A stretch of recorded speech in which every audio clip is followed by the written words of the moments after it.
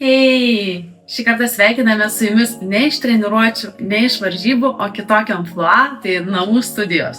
Bandysime šį kartą jums ne vlogo epizodą parodyti, o pristatyti Garmin laikrodį, kurį gavome ištestuoti ir 3 mėnesius nešiojame Garmin Forerunner 970 ir papasakosime, kokį apie šį laikrodį susidarėm įspūdį ir gal netgi daugiau bendruoju atveju, kaip mes naudojame sportinį laikrodį. Neapžvelgsim galbūt visų jo funkcijų, bet kas mums įstrigo labiausiai. Jo, tai pradžiai pradėkime nuo jo kaip ir išvaizdos dydžio.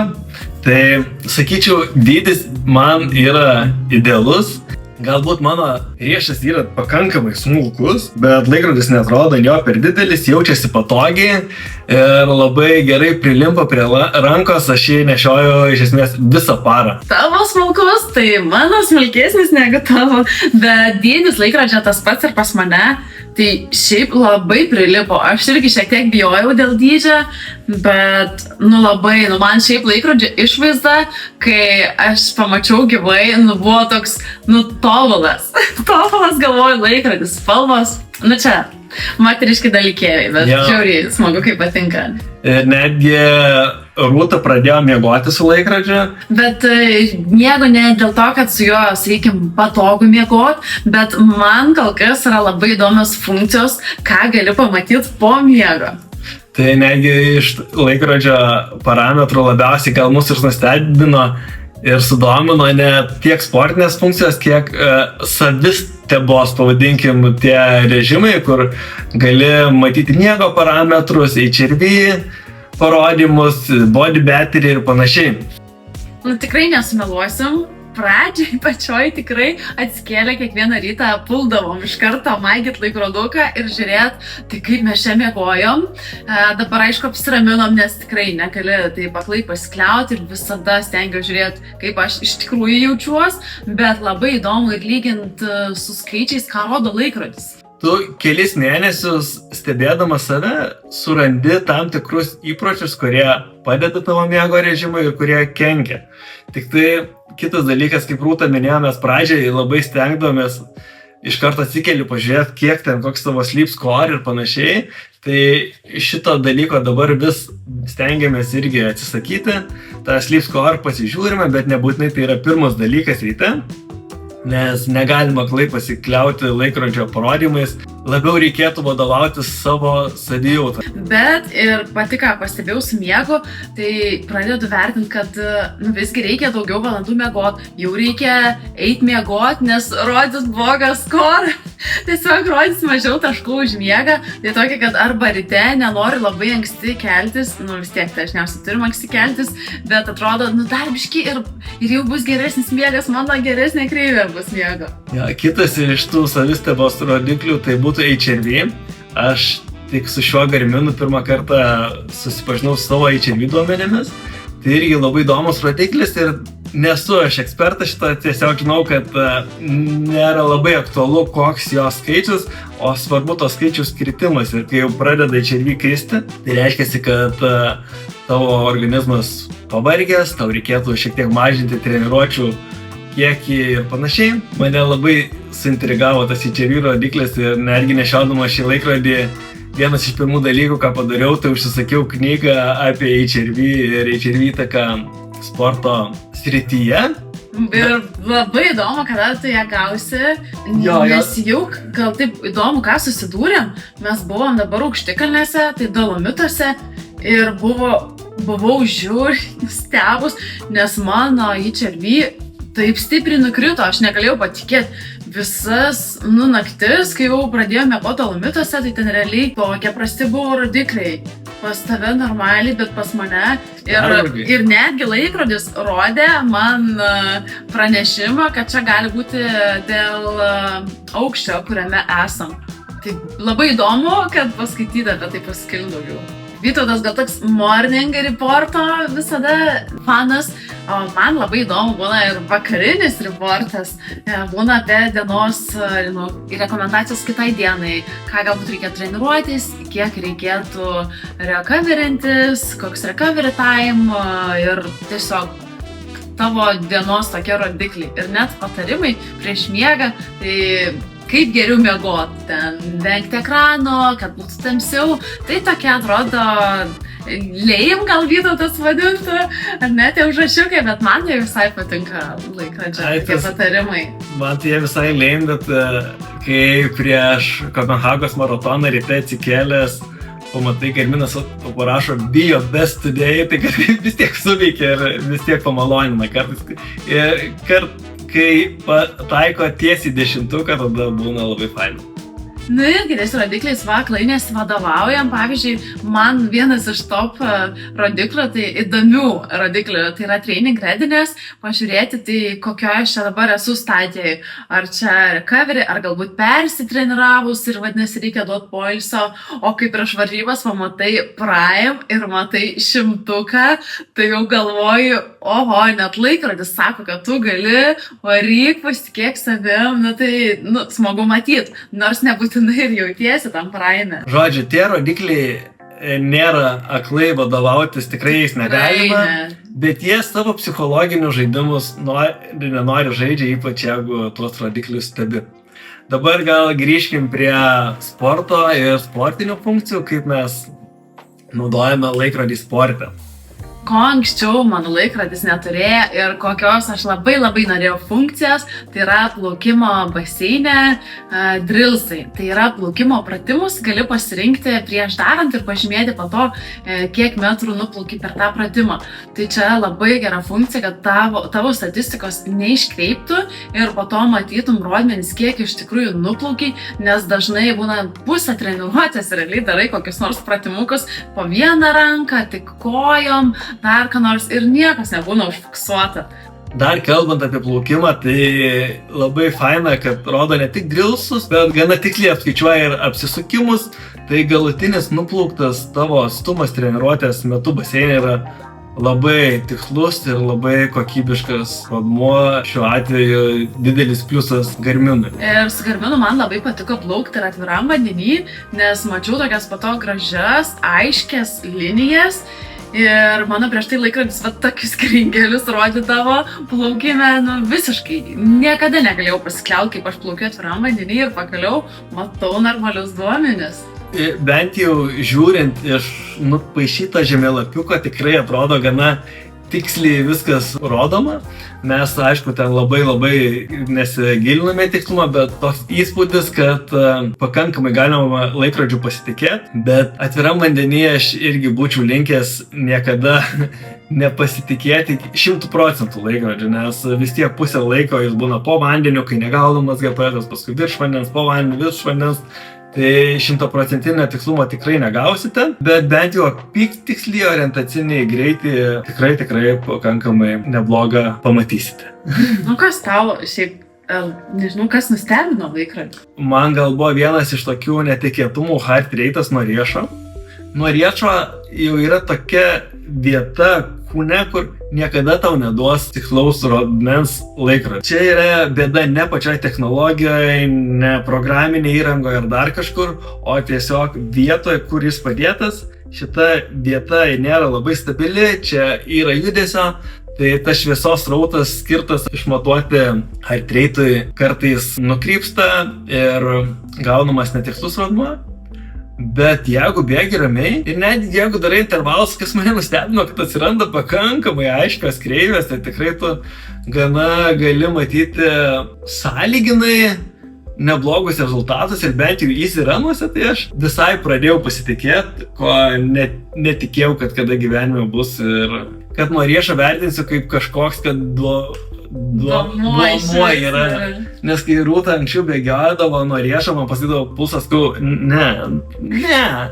Čia nuo riešo, ką tu sakai, tai lygu nuliui, nes nulis vertės. Jo, bet kai matai būdavo sunku kartais netikėti, nors tikrai pievų.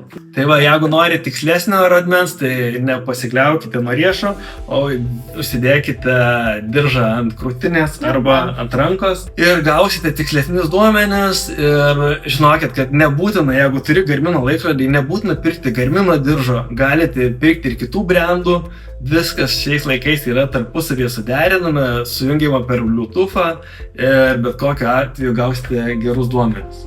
Tai šiek tiek aptarėme plaukimą, dabar bėgimas. Kalbant apie bėgimą, tai čia kažkokios magijos tikrai nėra. Bėgimo parametrus, greitį, atstumą, laiką, visus šitus duomenis jums parodys ir žemesnės klasės laikrodžiai ir ne ką blogiau, tai kažkuo labai išskirti negalėčiau.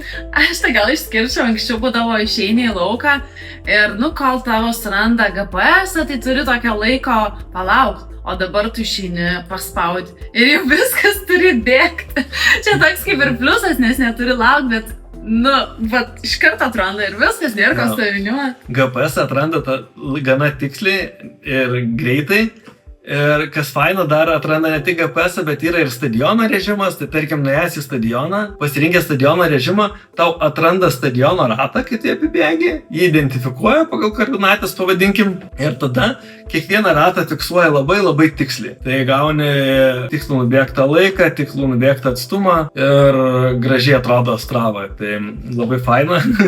O dar viena funkcija, kurią naudojame, čia yra galimybė nusistatyti intervalų bėgimo režimą. Tai jeigu bėgi stadione, o tarkim, kai mes dažnai bėgam palei nerį arba belenkur kitur, tai nusistatai, kad bėgsi 400 km intervalų su kažkiek poilsio. Ir kai prasideda tas intervalas, tau laikrodis subibruoja, prieš pabaigą pradeda tipsėti ir baigėsi intervalas. Labai gera pagalba, kad nereikėtų nuolat bėgimo metu žvalgytis į laikrodį. Man dar nėra dažnai naudojama, bet kaip gerai, kad jie čia yra, tai yra galimybė įskelti trasą, maršrutą, ir ar tiesiog įsijungti žemėlapį, nes jau jeigu žiūrėt ankstesnius vlogus, matėt, kaip esu nudegusi varžybose, kaip pasiklydau, nes tiesiog laikrodis neturėjo galimybės įskelti trasos, tai čia, žinokit, pamiršit tą problemą ir dar ką pamiršit, laikrodį kraut, nes jo baterija šiaip taip gerai laiko. Aš tai nustebus, nes tiesiog kartais pamiršti tą, kad reikia krauti, nes labai gerai laiko. Baterija tikrai laiko ilgai, krovimas nėra dažnas, bet aš dar norėčiau grįžti ir prie žemėlapių funkcijos. Tai irgi mano ankstesni turėti laikrodžiai neturėdavo žemėlapio funkcijos, o galima buvo matyti tik tai GPS liniją, jeigu ją įsikeli ir pagal kurią gali sekti. Tai žemėlapis yra toks game changeris, sakyčiau, nes kai bėgi prie Y formos sankryžos pagal liniją, tau neaišku, ar sukti į dešinę ar į kairę.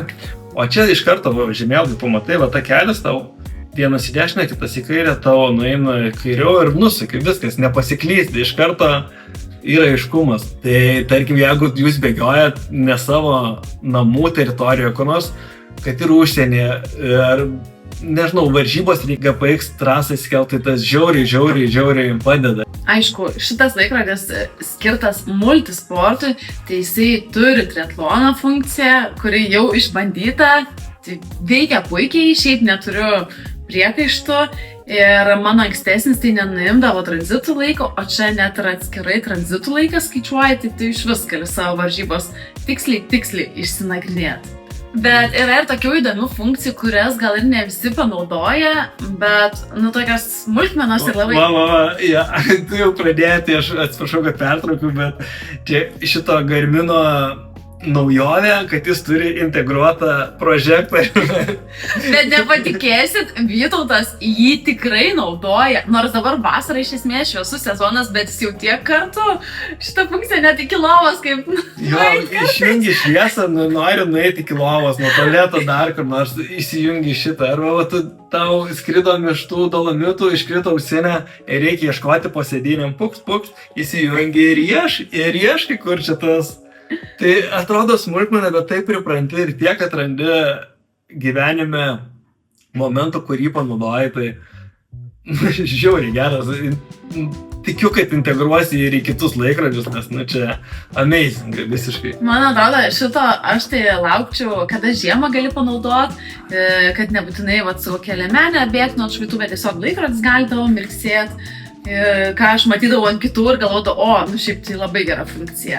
Ir dar iš tokių funkcijų tai yra atsiskaitimas laikrodžiu, tai gali ir neturėti savo telefoną, bet realiai pridedi laikrodžių ir viskas. Čia jau Vytauto irgi taip pat mėgiama funkcija. Šiaip čia užžykia labai. Dažnai naudoju, man labai patogu, nereikia nešiotis kortelės ar nebūtina turėti savim telefono. Dar į šį laikrodį gali įsirašyti ir muzikos. Mes dėja šio funkcionalumo nepanaudojom, bet gali, realiai jeigu nenori nešiotis mobiliaką su savimi, tai įsirašai laikrodį muziką ir per ausinės dėkdamas klausaisi, labai labai patogu. Tai gal sakyčiau, tokie mūsų pirmieji įspūdžiai, mes čia tikrai nedarėm kažkokios detalios techninės analizės, mes daugiau norėjom papasakoti, kaip mes naudojomės, ką jautėm, ar mums patiko, nepatiko. O kas nepatiko? Ai, nepatiko tas skaičiukas, kad kai bėgi ilgiau negu valanda rodo vienetą mažiuką, kurį ten neįmanomas ir dvietukas. Ir dar labai nepatiko, kad momentinis greitis rodomas kas 5 sekundės ir neina pakeisti atrodytų kas sekundę. Bet jeigu taip nuoširdžiai, tai man tai labai patiko šitas laikrodis ir aš galvoju, kažkaip gaila atrodo dabar jį paleisti ir nežinau, ką darysim. Reiks pirkti. Jo, čia nėra taip, kad mes gavom šitos laikrodžius ir mes juos forever nešiosim, mes juos gavom iš Garmino patestuoti, išbandyti, šiek tiek pristatyti jum.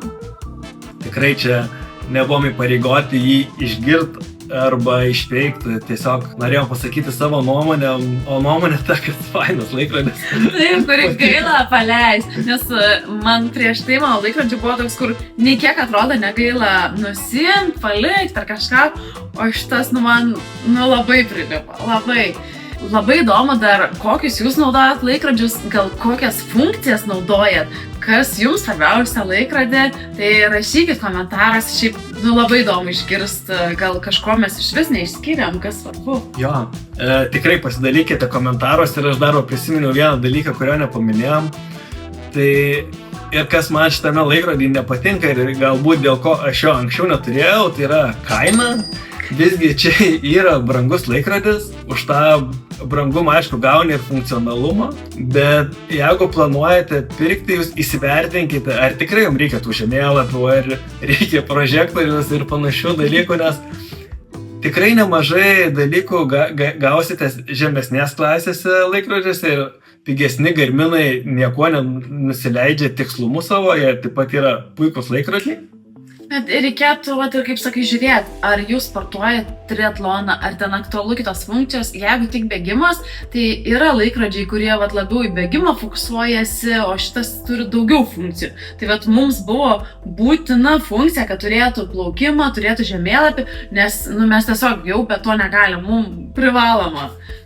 Tai ačiū, jeigu iki čia žiūrėjot, tai... Ir nepamirškit prenumeruoti kanalą, nes kai jūs prenumeruojat, tai labai mums padedat augti ir mes už tai labai dėkingi. O dabar varom sportuot!